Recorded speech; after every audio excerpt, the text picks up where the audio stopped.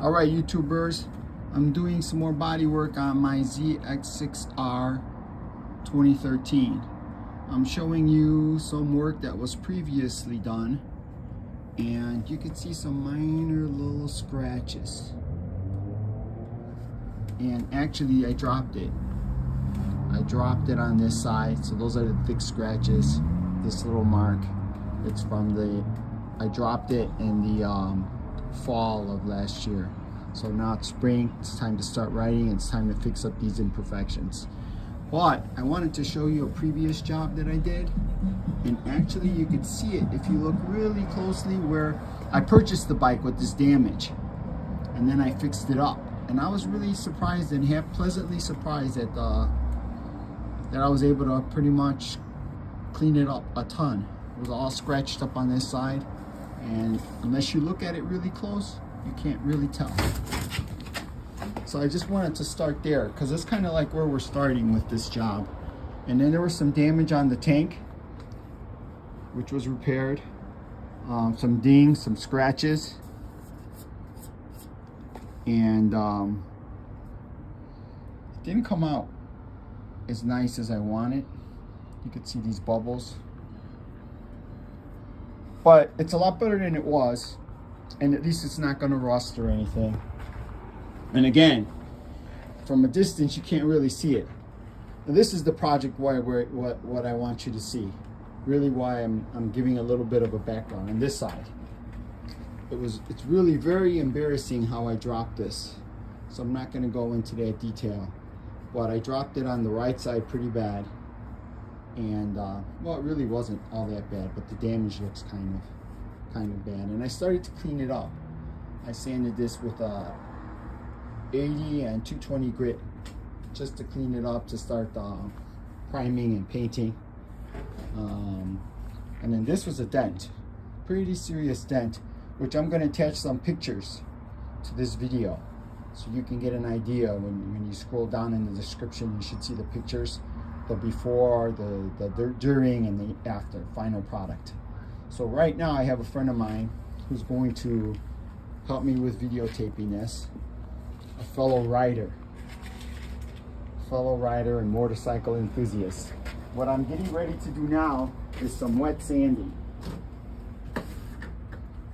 and I'm using 1000 grit. I'm basically using material that I have in my shop that I've used for previous jobs. So there is a lot of information on the internet, which can be pretty confusing and overwhelming. So eventually you pretty much have to just say, okay, I did enough. And for me, what I'm doing here, what I've noticed is the feel, touch is better than my eyes. And following the directions from the manufacturer. Like I said,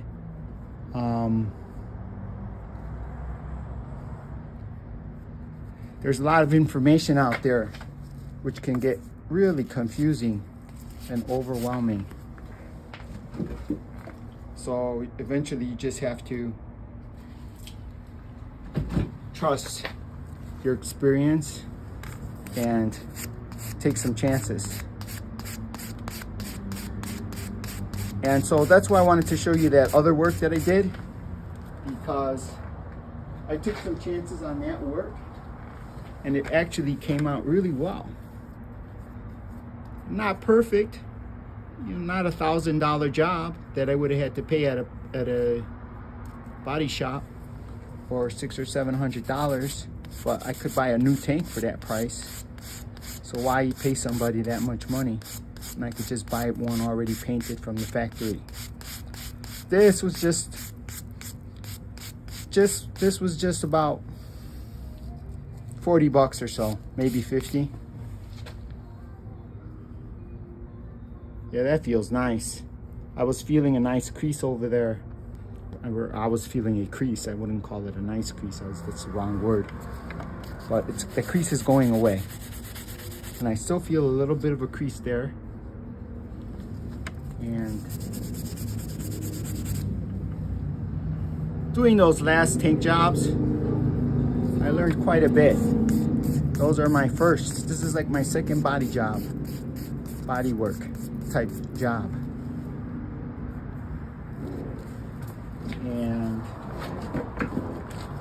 I wanted to share with you guys. So if you're hesitant, other motorcyclists, just take some chances.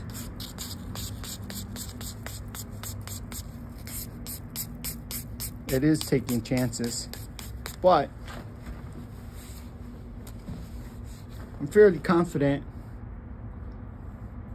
that the end product's going to be really nice. And it's not going to be perfect, but it'll be a lot better.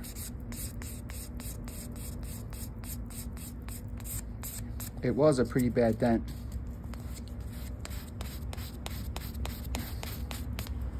And I'm trying to bring this baby back to her beauty.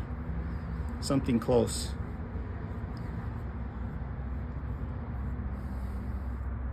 So I'm really just feeling the edges. The manufacturers of the body filler material recommended feathering the edges with 220 grit. And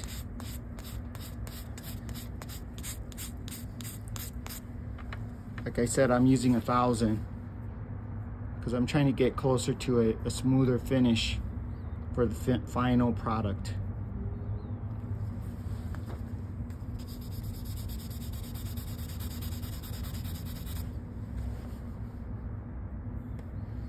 And there's going to be some little scratches in the surrounding area.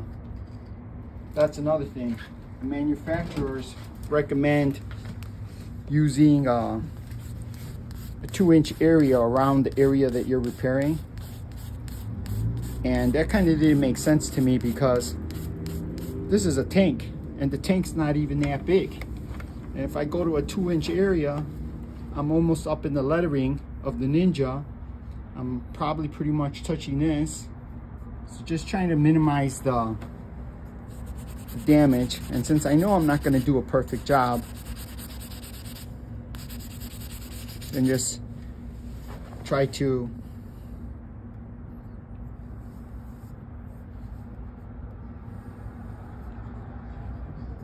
so I'm trying to get the edge down without impacting the paint around it. And why don't you show the water here, the water and the 1000 grit sandpaper that I'm using. So I folded it, got a new section, small little section, since this is a small area, and I'm feeling some creases there. So I'm trying to get to the point where I really don't feel any crease. So there's a nice transition between the old paint and the new paint.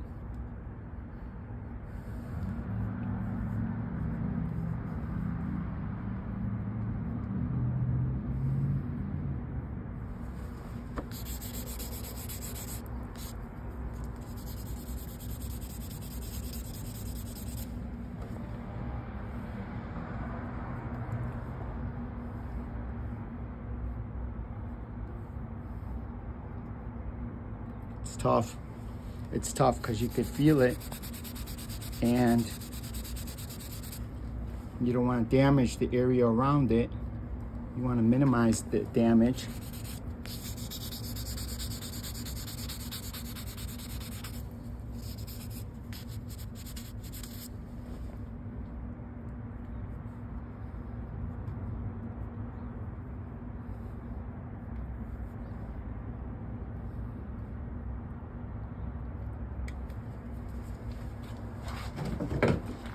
Oh, so when doing research on this, I didn't know if I wanted to wet sand or dry sand. So checking on the internet, again, wanting to finish kind of quickly and not take forever, because it is spring and the whole point of right now is to ride, not spend time preparing things. So like I said, I was getting ready to say, I did a little bit of quick research and kind of confirmed that for a smoother finish, wet sanding is the way to go. That feels pretty darn smooth. So I think I'm pretty much done. Just trying to clean up the surface, make sure there's no voids. So it's nice and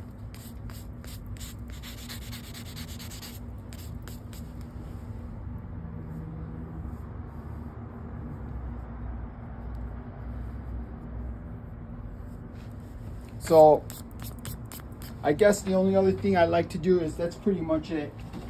I'm gonna leave it there.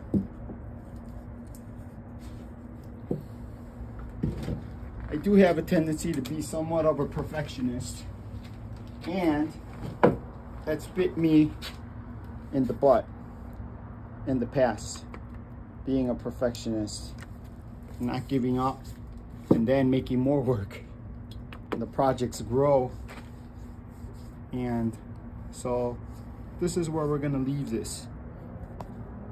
I could still somewhat feel a little bit of an edge, but I'm hoping that's not going to be any issue once it's primed and painted. And like I said before, for one of my first body jobs, I think it'll be just fine. And for a low cost, fast fix. So I wanted to go over what this job kind of started as, and basically I started with this actually fiberglass.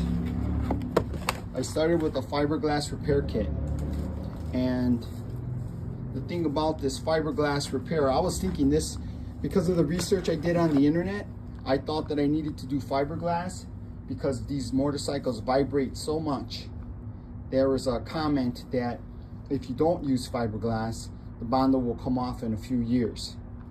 And I'm not the kind of person that I want to do a job for a few years. When I did the job, I want it to last pretty much forever. I don't want to do it again.